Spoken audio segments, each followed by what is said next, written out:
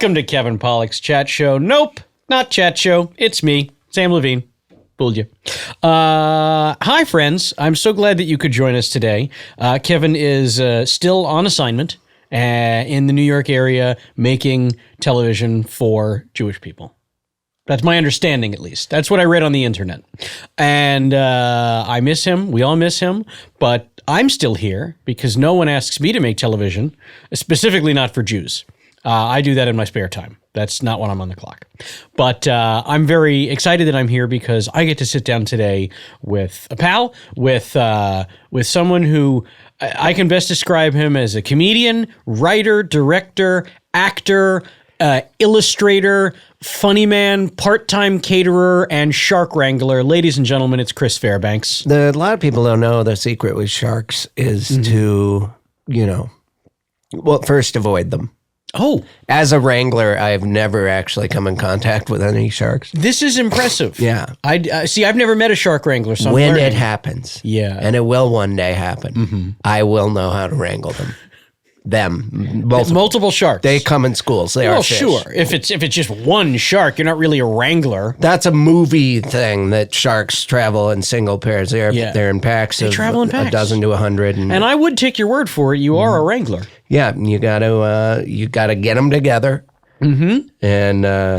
And so I act like a blue heeler, and I just kind of nip at them. Or snap at them. So you're in the water? Yes. Okay. I get underwater. You don't do this above the water? No, that's, who does that? Amateurs. Amateurs, and again, this is a movie trope where you search for a fin on the surface. Right. Get underwater, and you keep your eyes open, and then you can see the sharks. No one actually thinks about that. I think you're absolutely right. I think all those shark attacks in the movies could have been avoided if people just opened their eyes under that dirty seawater. Just think for a minute. Don't panic. Stop splashing. Oh, that's the worst. The splashing is because they're trying to swim. If you just keep your body still and sink to the bottom. Sure, it is the beginning of what will feel like drowning. Anyway, that's all I have to say. That's all you have to say. Put that on your shark wrangling One day, though, I'm gonna find one. You're gonna wrangle all those Punch sharks them together? right in the gills. Reach in there. You excited for Aquaman? Do you think he wrangles sharks? Oh, I am kind of excited. Yeah. So there's just the MoMA version where he's got kind of Hawaiian style tattoos that are gills. Yeah. But then, he turns into a chrome fish man, right? Yes. Yeah. He turns like a colossus. I know a little less about Aquaman than I do sharks. Even the original storyline. That's okay. I'm not going to pretend to be a comic book. Did you ever watch Entourage? When I first moved, this is true. Oh, when I first moved to Los Angeles, I had an audition for Turtle. Oh. And the audition was, he was like an out-of-work actor at a kid's party, and I was actually acting like a clown. Like, hey, kids, like that. So I was, and then I got a call back, and I was like, oh, this is going to be great. My old manager was happy. I just moved to town. I was going to be on this HBO show. And then they hired that manager of a lids store or whatever, the Kangol salesman. Right. Oh, I'm sure he's a nice guy. Jerry Ferrara is the actor's name. He's a friend of yours, I'm sure. No, actually, the thing is, when people ask me if I'm an actor, I would say, if they don't, nobody knows me by name, but if they're wrong, they'll ask if I'm the guy from X, Y, or Z, and X, Y, or Z are all things that Jerry Ferrara has been in. Really? Yeah. So I'm not placing his other work then either, because I only know him. You only know him from Entourage. He's been on that show Power I think it's on Stars. Okay. It is, how do I say this? I believe a show that appeals to more urban viewers. Sure. No, I think that's the proper way to say it. I don't know. That's what I say about Mondays at the Improv. Precisely. So it is. If I am walking around and a person of color vaguely recognizes me, more often than not, they mistakenly think I'm Jerry Ferrara. And you have to kind of racistly assume that. No, you're thinking of Power. No, I'm not. I'm a big fan of Freaks and Geeks. Why does no one believe? Exactly. Yeah. So yes. Well, the reason I asked about Entourage was they did a years ago, 12 years ago on the show. The storyline was that Vincent Chase was making Aquaman, Oh, wow. the movie, and James Cameron was directing it. And so I can't believe it's finally coming to fruition. I wouldn't be surprised if that scene from Entourage, some dude was in his mansion doing a little bit of rowdy powder. Yep. And that's how he got the idea to make Aquaman. I wouldn't doubt it. Yeah. Honest to God, wouldn't. They made it look pretty cool, too. There's a fake scene in the movie. Look, I happen to have been in that episode of Entourage. That's not what I'm here to talk about. Oh, We're not here to talk about me I do. and my Wait, I do have a question. sad guest starring career. What movie was, I want to say, not another, Not another teen movie? you were in that, right? I was. Okay. Yeah, that was not Jerry Did you Ferrara. have- That was me. Did you have a couple pals in it, and was one of them like a redhead dude? Okay, the two pals I had in the movie, played by Cody McMains and Sam Huntington. I guess Cody could kind of maybe be mistaken for a ginger. I think at the time he had kind of lighter hair. Okay. God, I think you had another sidekick in another movie boy. that I got in a car wreck with. Oh, was it Eric Youngman? Whoa, He's kind of a ginger. yeah. Yeah, think he's that- also in Not Another Teen Movie, just not one of my chums Okay. in the thing. You Right. in a little fender bender with Eric? It was, I mean, was leaving Conan. I did stand up on it 3 years ago. And and so I've always thought this in life, when something good happens, I'm like, well, this is going to get balanced out by something bad happening. That's something I'm afraid I've always kind of thought, especially as a kid. Oh, boy. Well, two good things happened today. Someone's going to punch Brace me. yourself. Yeah, and sure enough, I pull, and we were just at a red light, parked behind him, and I was in a Honda Fit, like one of those tiny cars, with an ex-girlfriend driving, and this guy hit us. He must have been texting or something. There was, I think, a good thing was there was no sound of brakes, but it accordioned this car. Oh, no. Into that guy's Jeep in front of us. Oh, no. And then he wasn't insured, and I walked funny for a while, and now I have a fake hip. This is, there were a lot of twists and turns in that story I didn't I see keep coming, them at Chris. the end. I keep them at the end. Yeah, you're a regular M. Night Shyamalan. Walked funny, car fake accident stories. And it turns out I was the one driving the third car. Do you know what just occurred to me? It was probably Chris Evans. He's also in that movie, and that's what happened. Captain America hit you. That's how I know him and continue to hang out with him. Yep.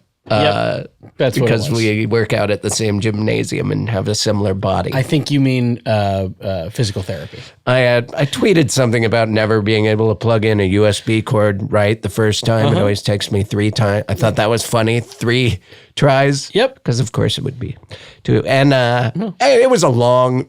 I didn't get to the point, but Chris Evans liked it.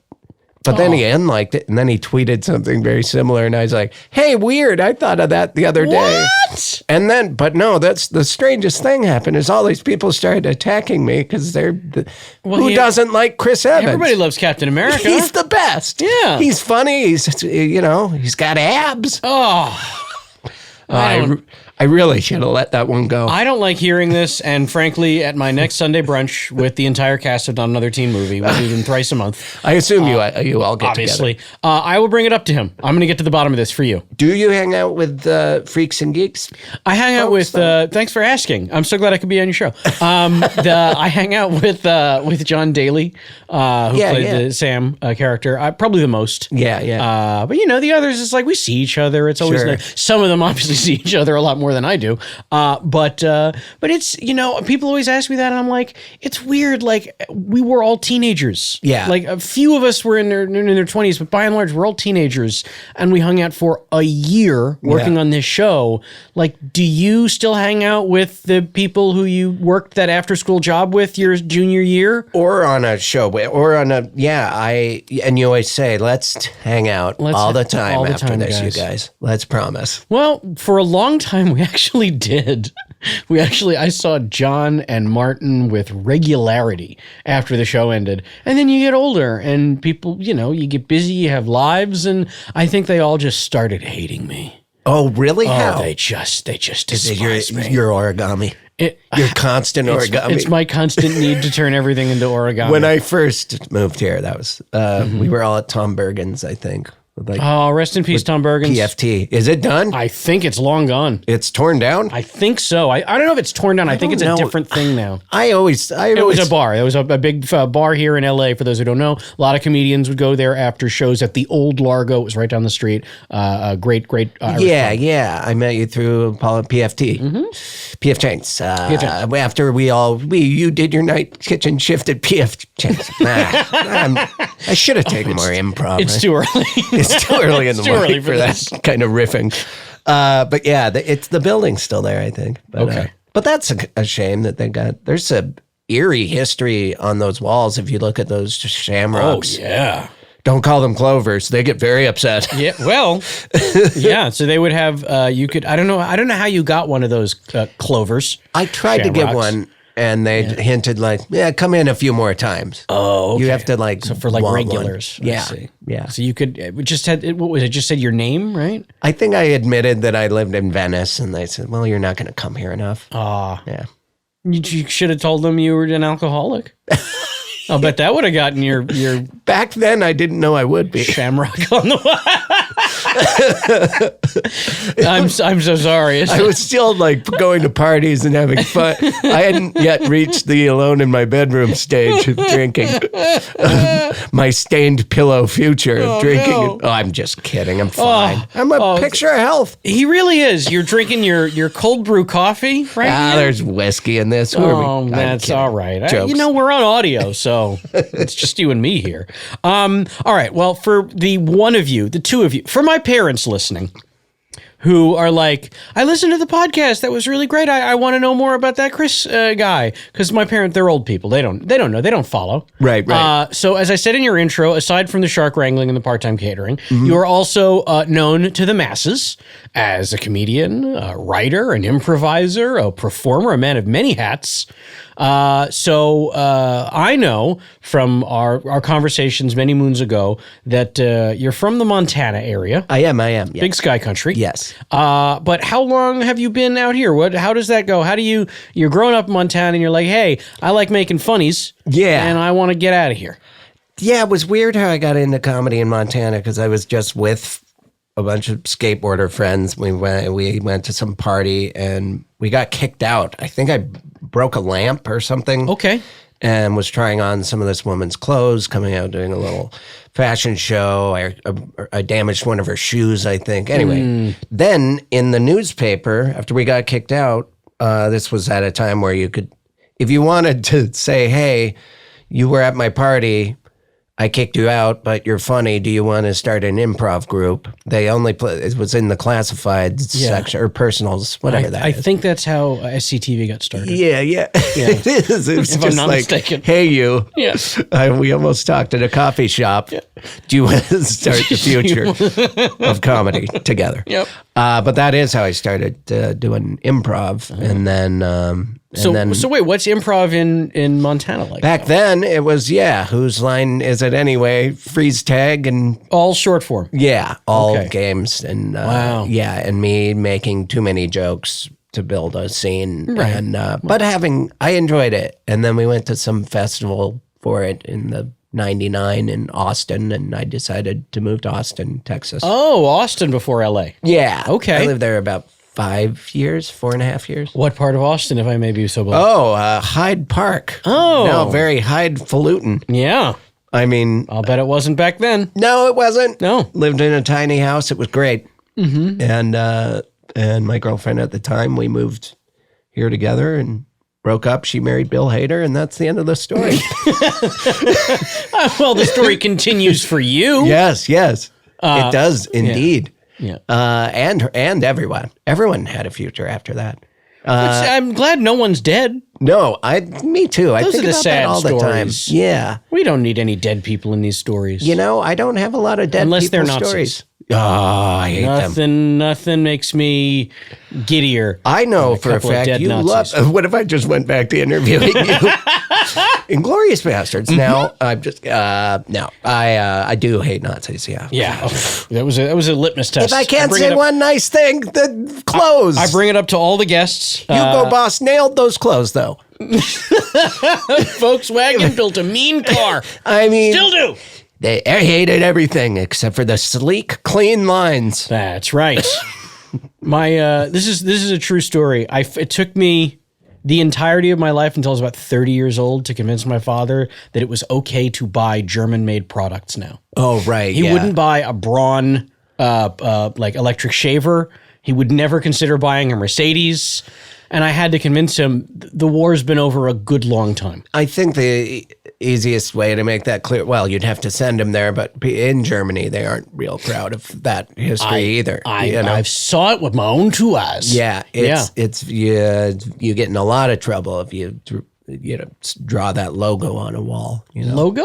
That logo they used to, I don't say the word. It looks like a cross.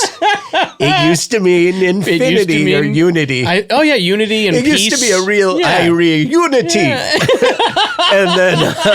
So maybe that's what they've been drawing on my garage. Yeah. In my house. Oh, it's unity.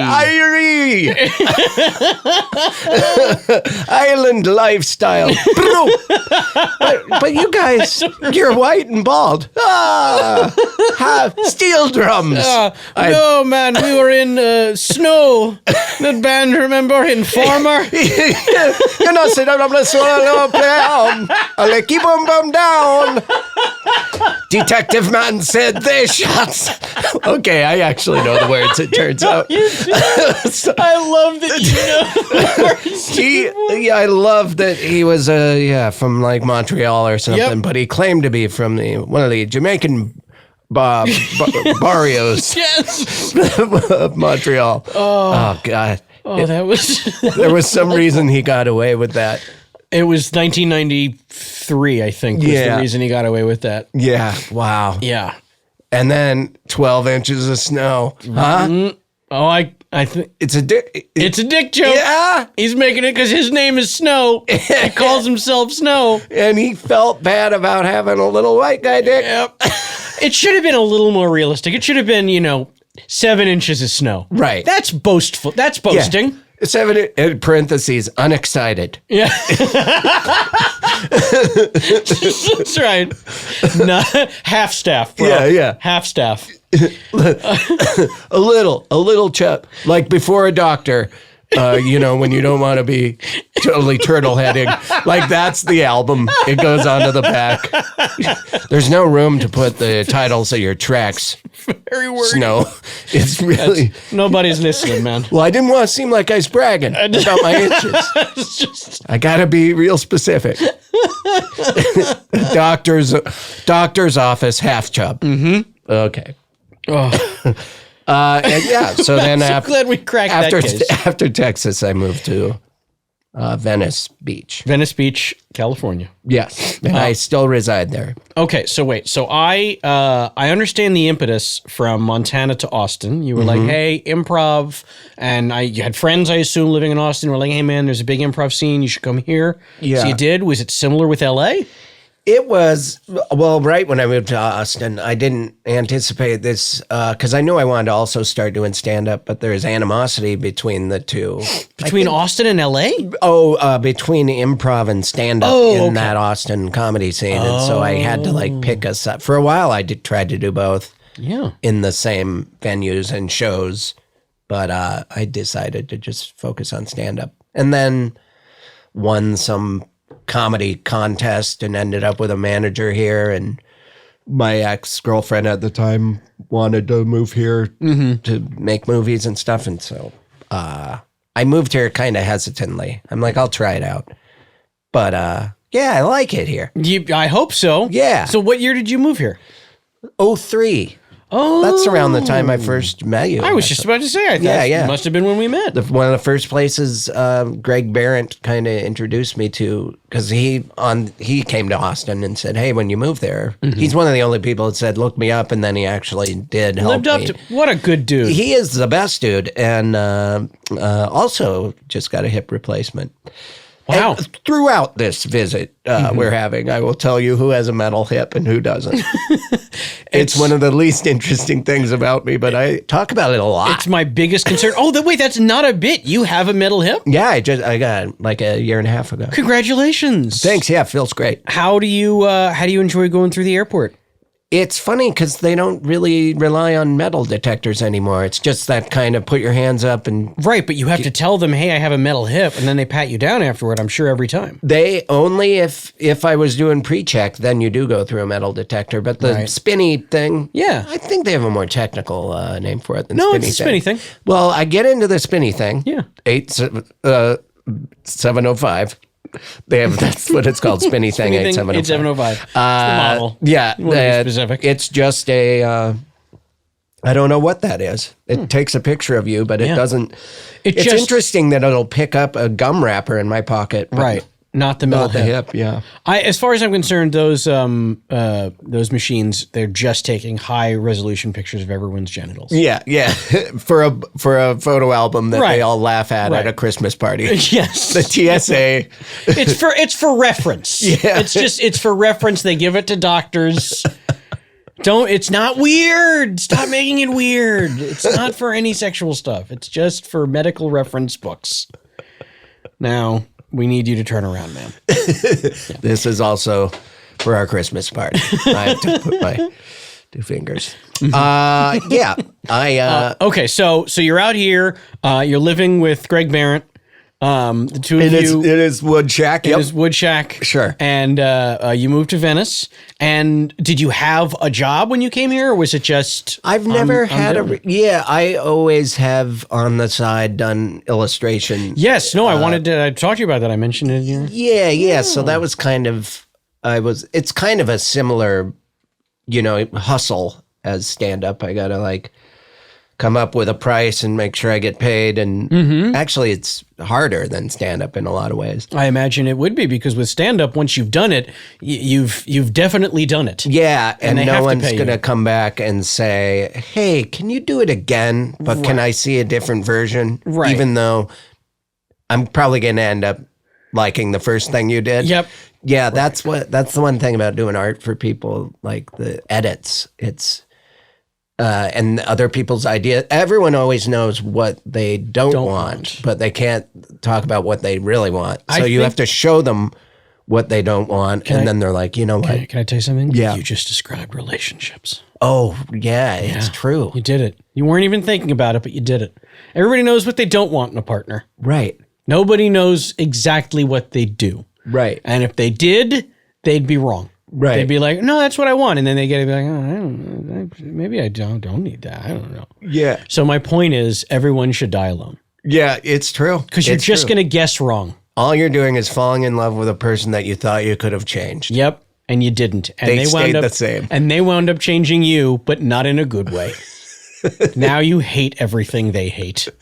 So go out right now, no matter what you're doing, and pick up yourself a box to sleep in under the dirt, because that's all we're building up to. That's right, folks. You've been listening to Sad.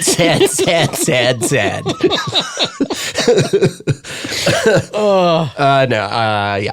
Okay, yeah. Sorry, we got a little tangent. I was doing Yes, a lot of illustration illustrations. stuff. Yeah, and I have been lately. I still like to do that. That's great. And so I know that was born out of, I know you're also a skateboarder and your love for boarding and the skateboarder lifestyle. Sure. Is there a word for the skateboarder lifestyle? Sure, like, it's got the graffiti. I hang out by the By the dumpster? dumpsters.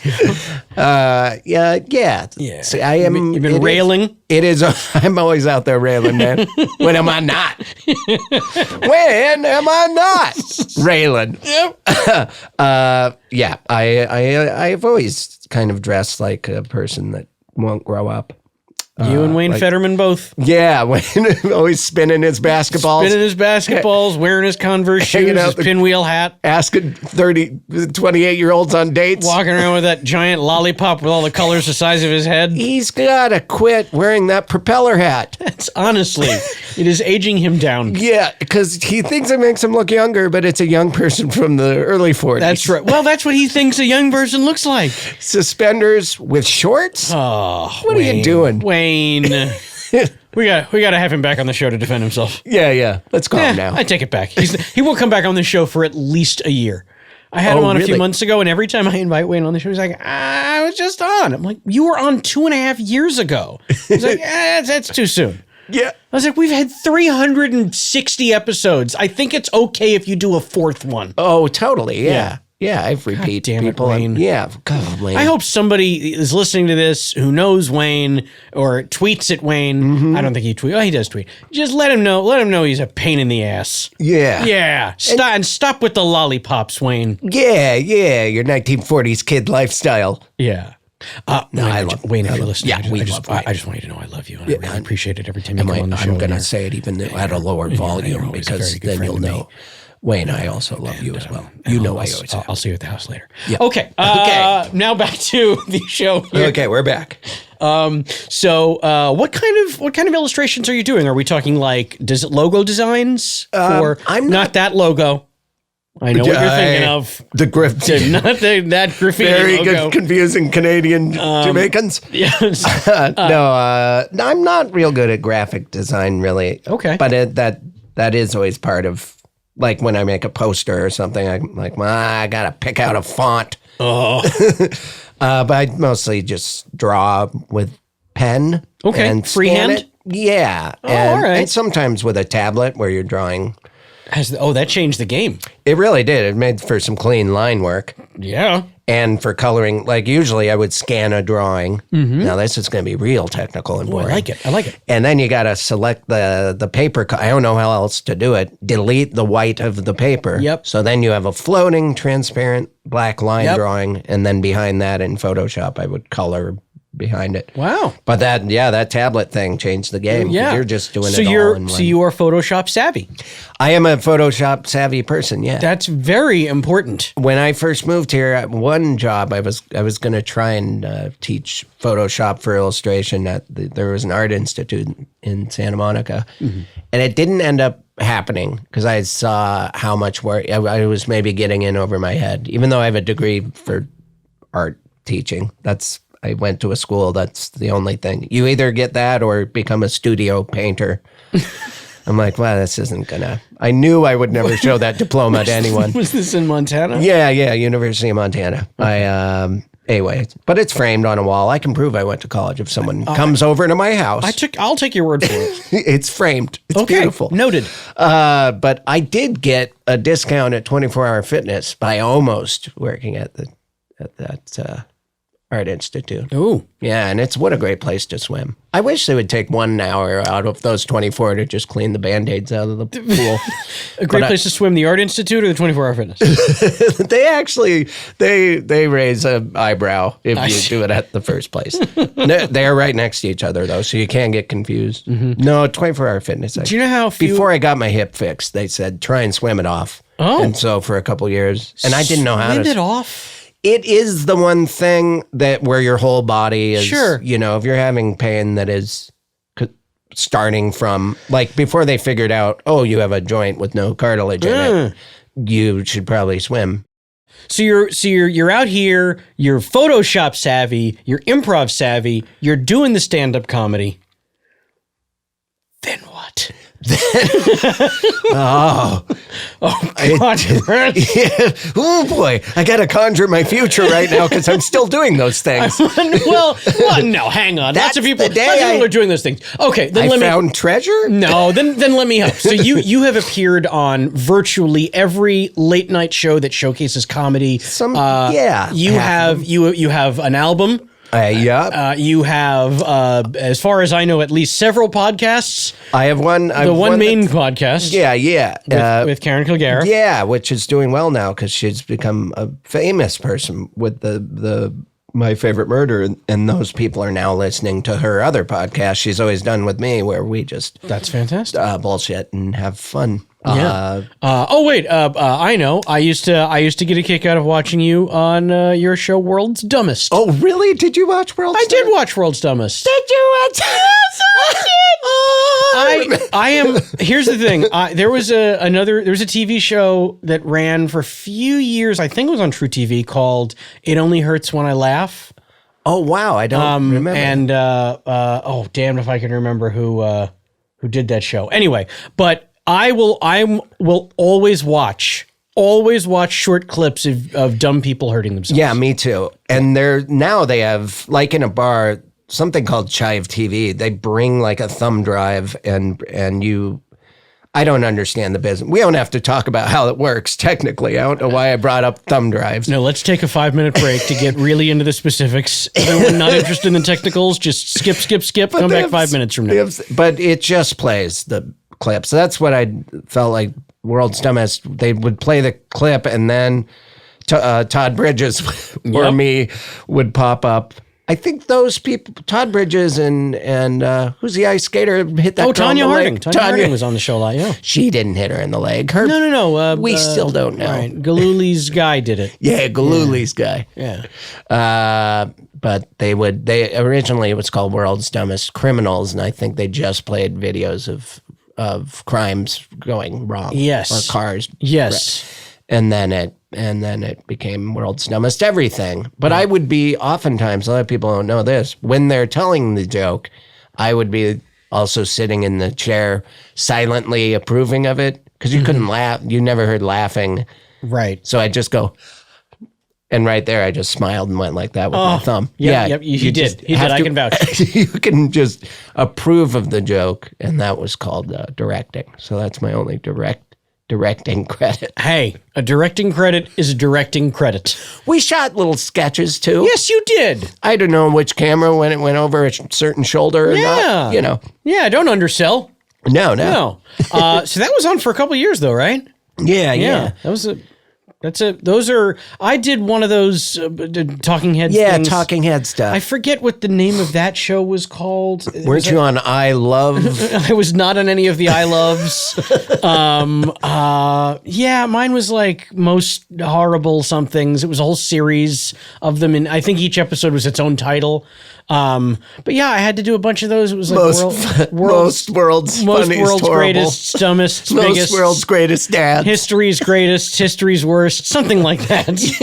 History's greatest monsters. They named those shows with a spinning dartboard. But yeah, I did a few of those, and they were goofy fun because they send you the clips ahead of time. Yeah. You watch them, you make your own little jokey notes, and all those shows have writers. That's where you come in case guys like me are like, I got nothing for this video. They're like, oh, here's 10 options. Yeah, and that was the problem with the last few years so I would watch these clips, I would write the jokes, and then Brian Callen would come in and he's like, I'm just going to riff it. What do you got? And I'd hand all my jokes over to him. And he's really funny and he would deliver them. And then I'm like, well, I kind of, and then I wouldn't even be on the episode because my well was dry. Oh, that's okay. Okay. Yeah. Hey, the check's still cleared. Yeah, that's right. There you go. You know why I do this. Damn right. To get that cash in the pocket. Sweet Talking Head money. From David Byrne.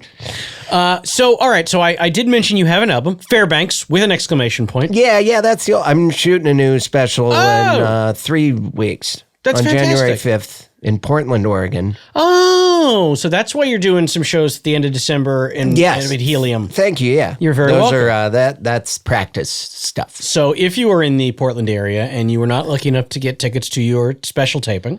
Mississippi Studios. You'll be lucky enough. Okay, well, I want to sell the real ones first. So check out Helium Comedy Club in Portland, Oregon. No, I'm not. Am I on the calendar? Oh gosh, I was last year. Okay, now this is a website. That might have been. This is there's an issue with my. I need to. One of the first things I'm going to do with some of that Talking Head cash money in my pocket that I've been saving. Is get a better.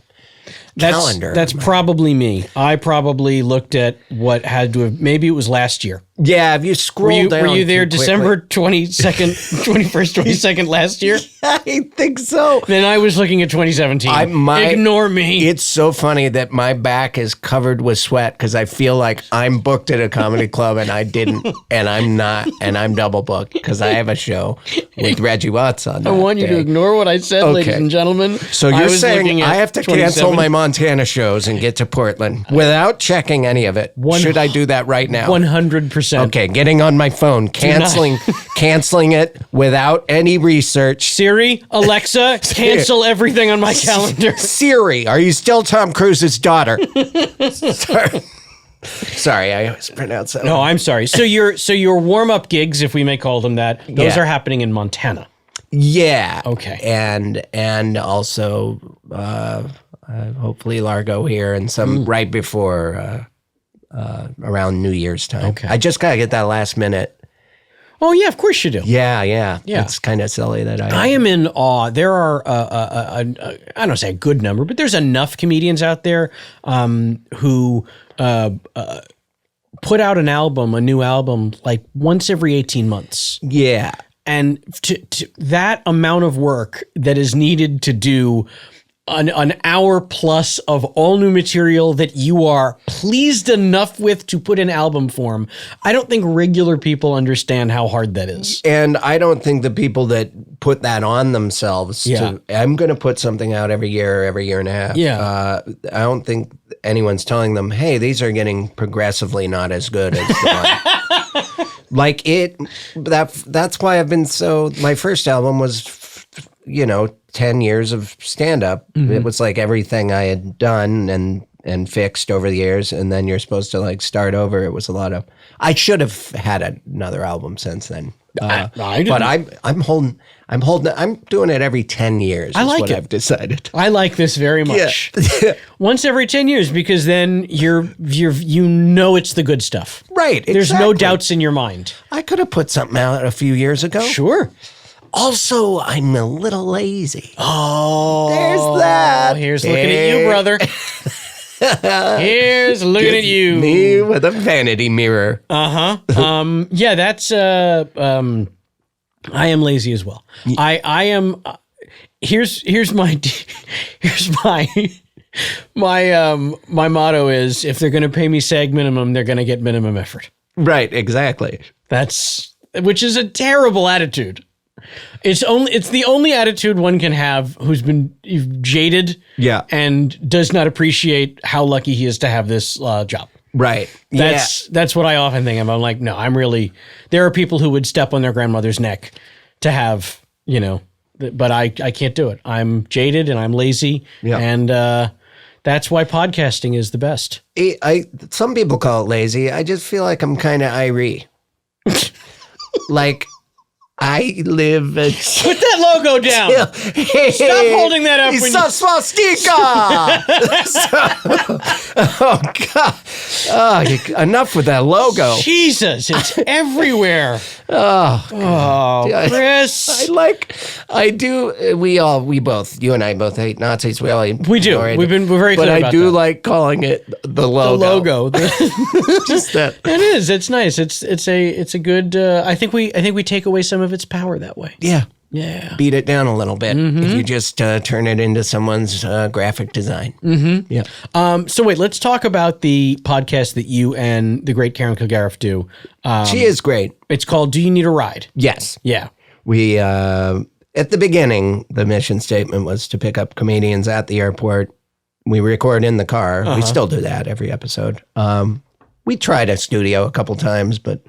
all the traffic Foley work. Hey, Mac, get out of the road. Everything. Yeah, it was all Wayne Fetterman traffic noises. Just outdated. Arugula. You have sirens from European emergency vehicles. Oh, God, people hate that. I was punching a lot of meat. Breaking a lot of icy celery. Oh, my femur! Oh. When we wanted to fake a traffic accident, a femur-shattering traffic accident. But so we're back in the car to avoid all that. But so when you say picking up comedians... Yeah, now LAX is just riddled with shared ride pickups, and you can't... There's a line... It's just impossible now to time it. It really is. And much less just be in the worst place on earth. LAX is... the Disneyland of hell. It is the worst. It is the worst airport. Yeah, it's terribly designed. Don't get me started.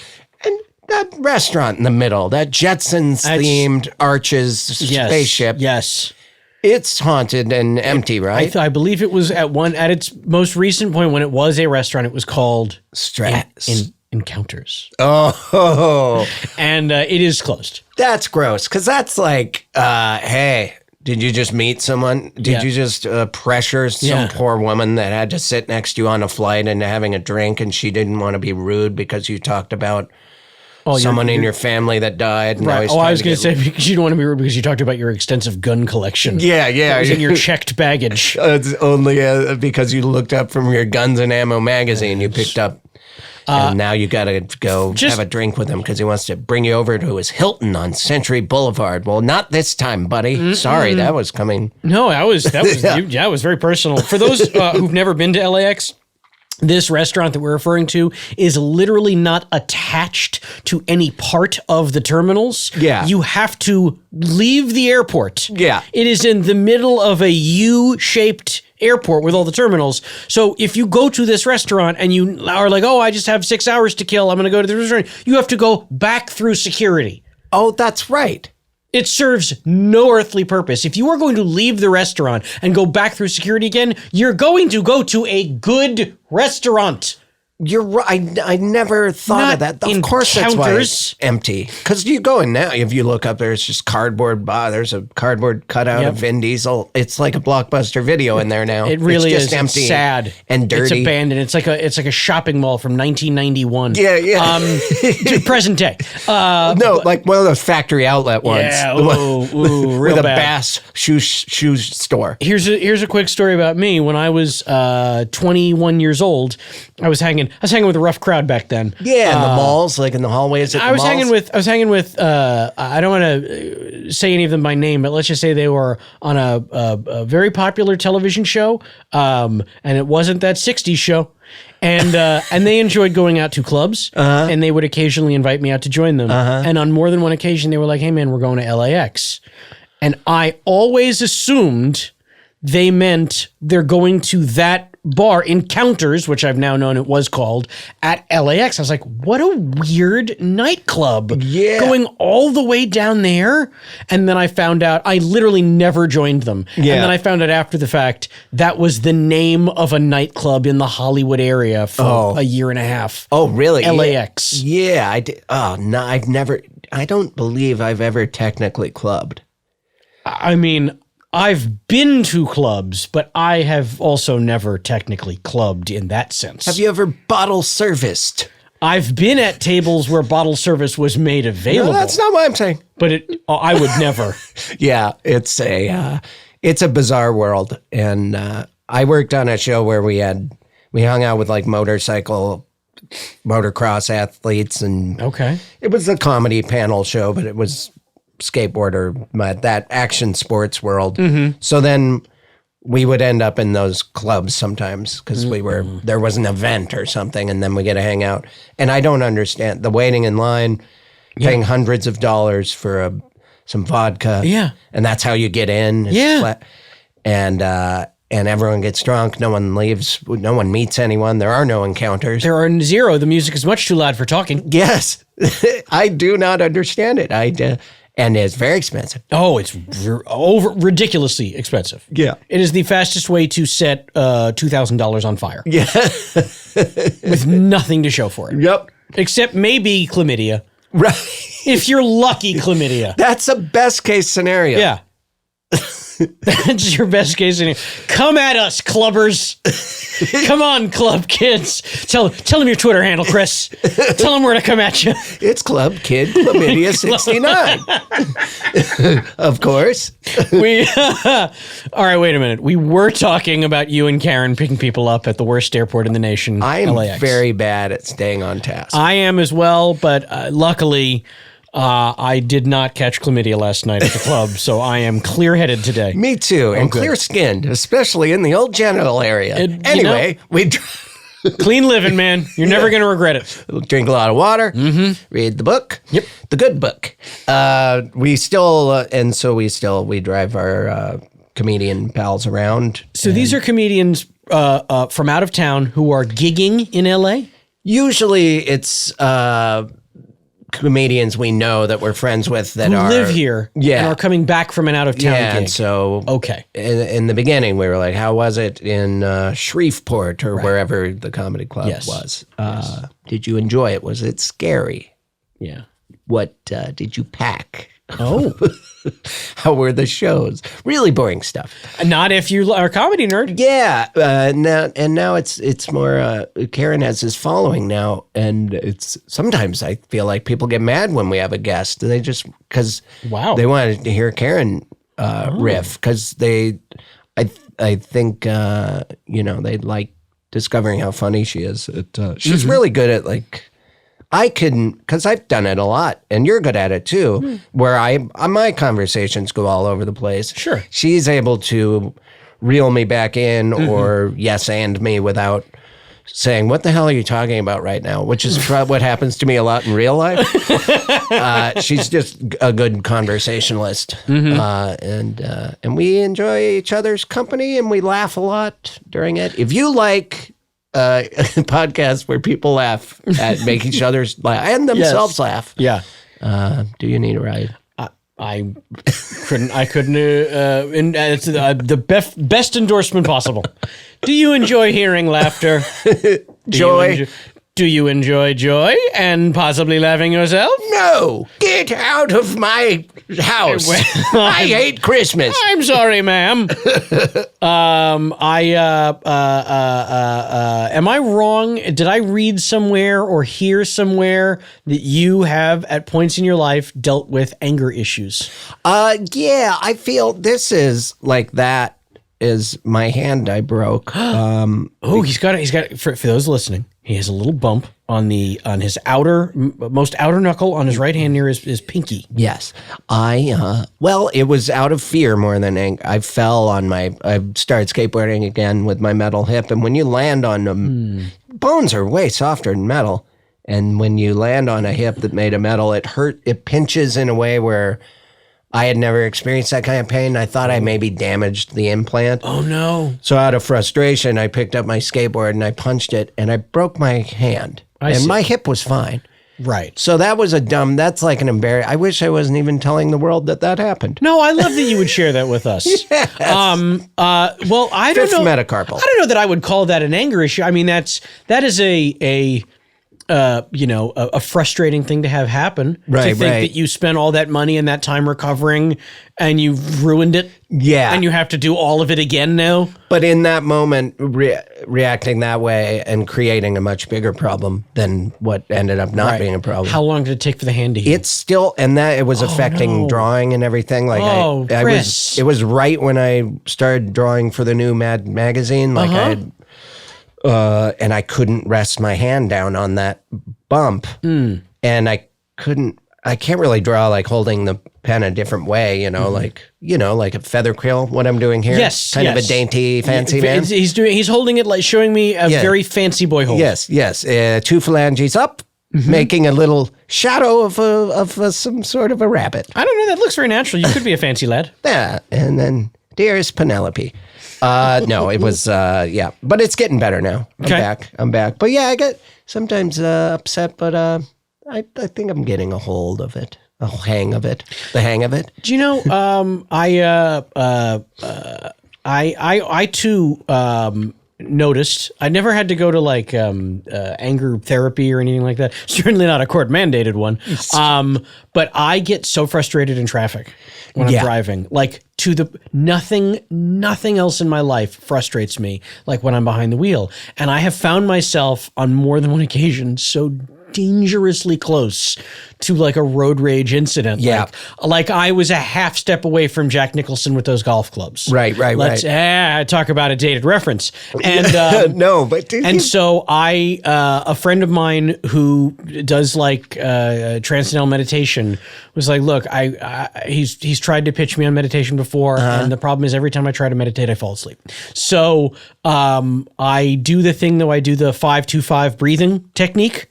You ever done that one? No. Oh, I found this to be remarkably helpful for when I'm driving. I do sometimes have to pull over though, because if I try to do it while I'm driving, it doesn't work. Yeah. But it's so you breathe in over the course of 5 seconds. You count in your head 1, 2, 3, 4, 5, and then you hold it, count to 2, and then you exhale over the next 5 seconds. Oh, okay. And And if you do that for, several cycles, it does calm you down.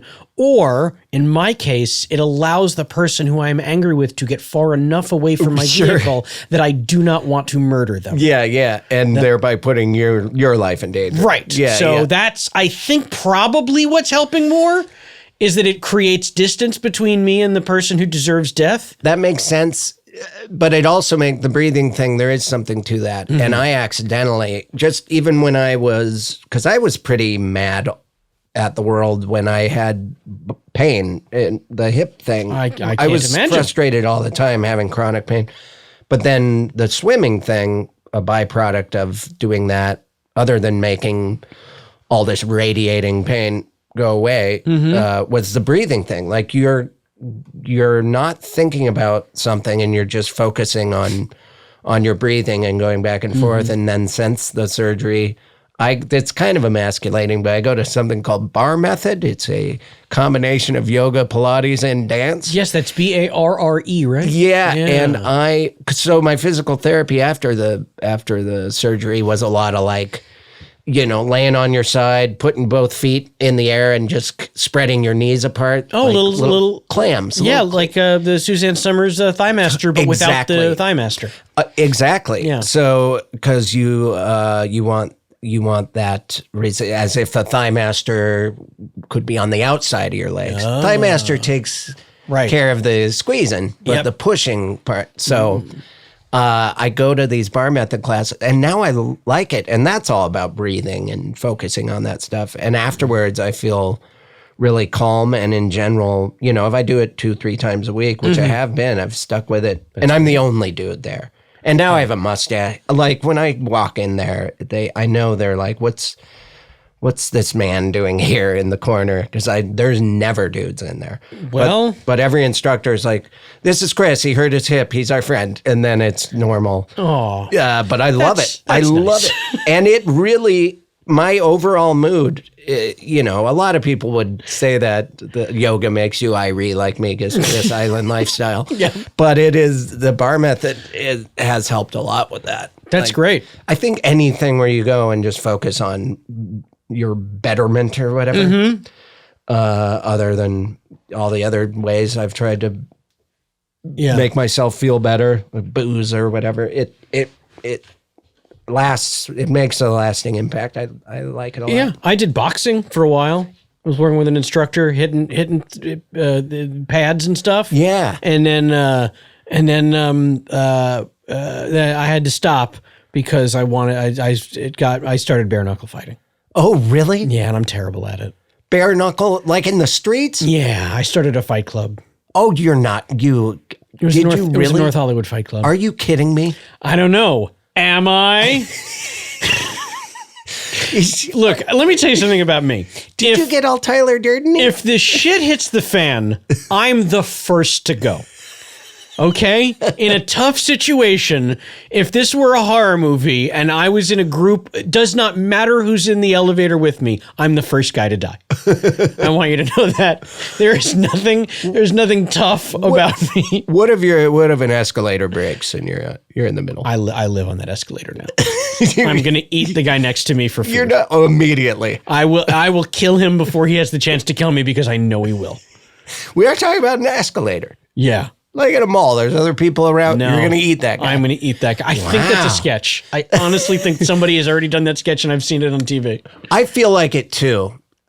I think you're right. Is there a construction worker? Yeah. Does someone and the escalator stops and he's in the middle. He's like, help! And they're like, you can walk down. Would the escalator stop moving? I think there's a Hedberg joke where it's like this escalator temporarily stairs or something. Right. That's Yes. Yeah. Well, we're ripping off someone. Absolutely. Or it's me. Absolutely. Just like Chris Evans and your tweets. Nothing original anymore. Everyone loves that guy. And they all turned on me.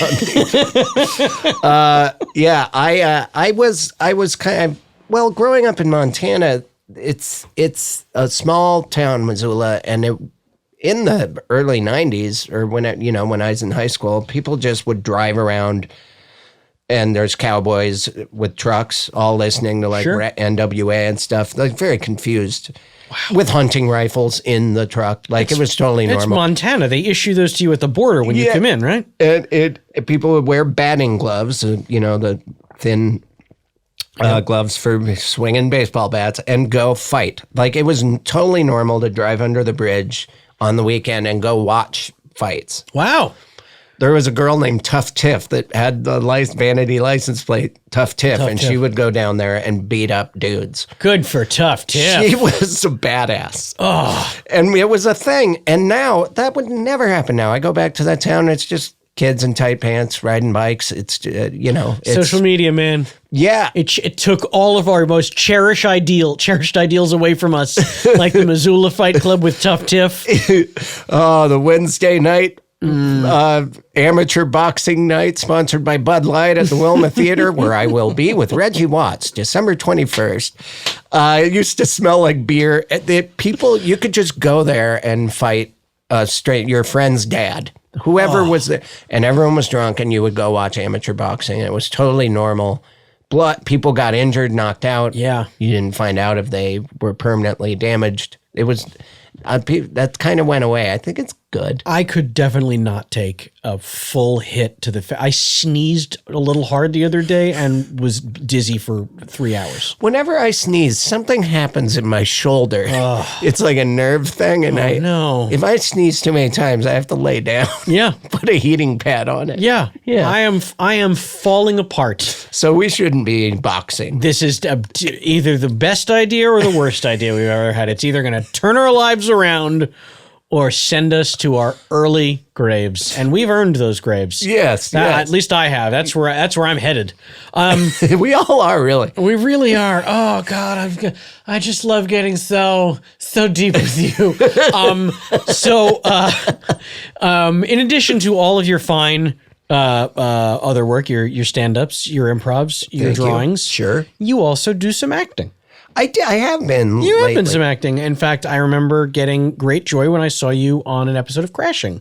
Oh yeah. Earlier this year, I guess. Yeah, or the corporate. Oh yeah, that's right. Yeah, that you did some. And yesterday I was on a show called Single Parents. Oh, the ABC show with our pal Taron Killam, if I'm not mistaken. Yeah, I just Brad met him. Garrett. He was very nice yesterday. Yeah, unfortunately, my role is called Man.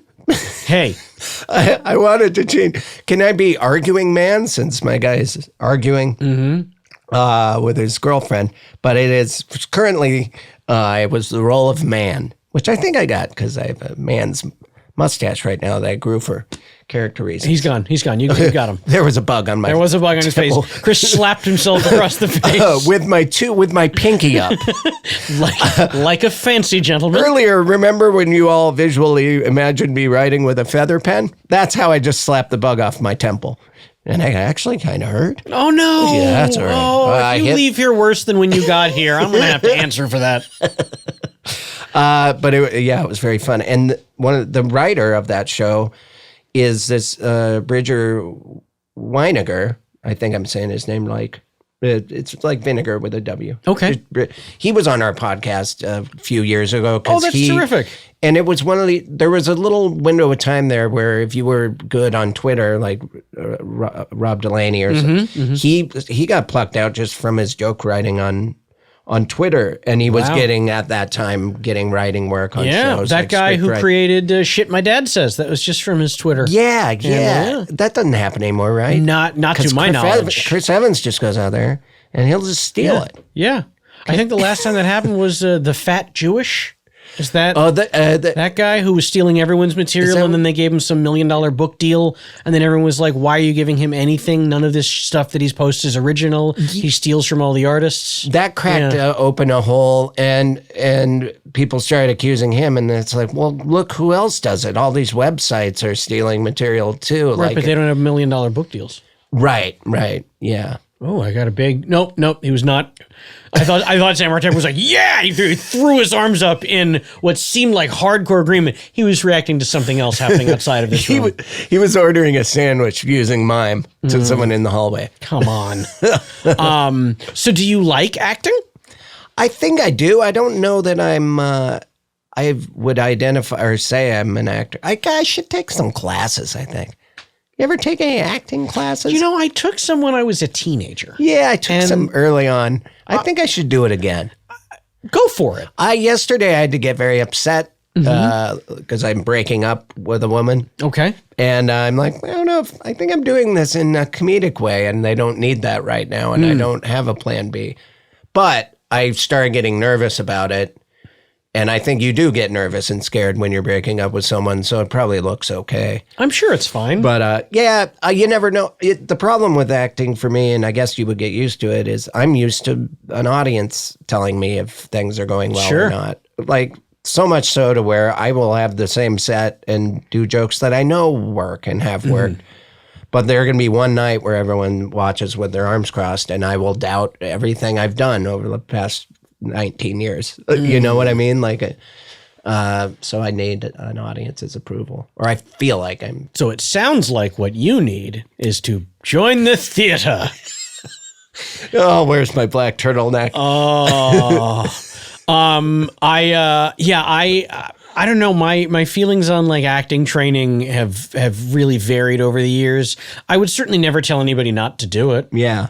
You know, surely it's going to help more than it's going to hurt. Well, it's practice. Yeah. Yeah. It's doing, unless you're already doing it. If you're already. I know plenty of actors who are already doing it for a living who still take courses, who still are always working. If they're doing a new role or something, like they have their coach they work with. I think what I realized recently is like, I'm not above I should probably get trained. I don't think you can learn stand-up. You just have to do it. So I always think of that. I'm like, there's no stand-up comedy class. So what do you say to Judy Carter in that great book that turned me into a stand-up comedian? How about that, Chris? Yeah, that turned a lot of people into successful comedians. Thank you. Didn't she also kind of just, without telling comedians, she's like, writing out their material and I guess giving them credit, but not asking first, hey, will you be in my book? Oh, I thought she did credit the comedians whose jokes are in there. I don't know. I have that book at home still.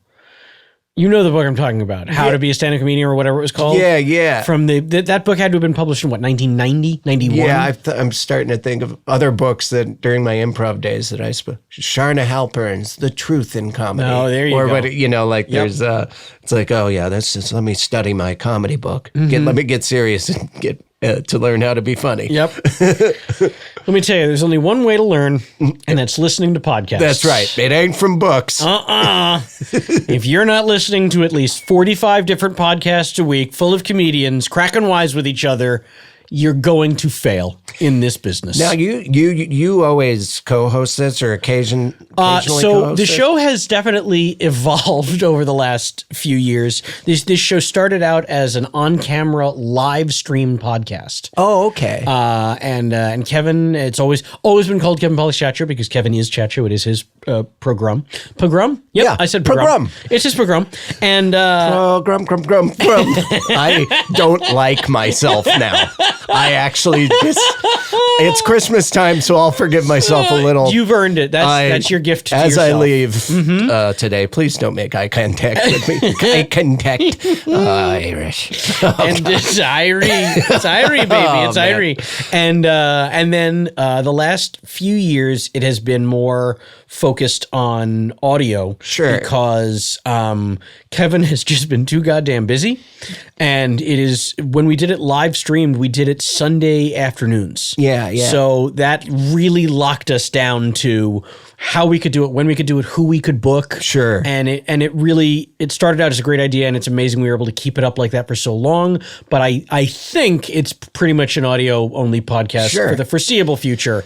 So yes, when Kevin is not here, I typically fill in for him, which is great because I don't think he listens to these. So I could really just have on anyone I want to talk to and talk about whatever we want to talk about. So unless something really awful happens, I don't think he'll ever hear this.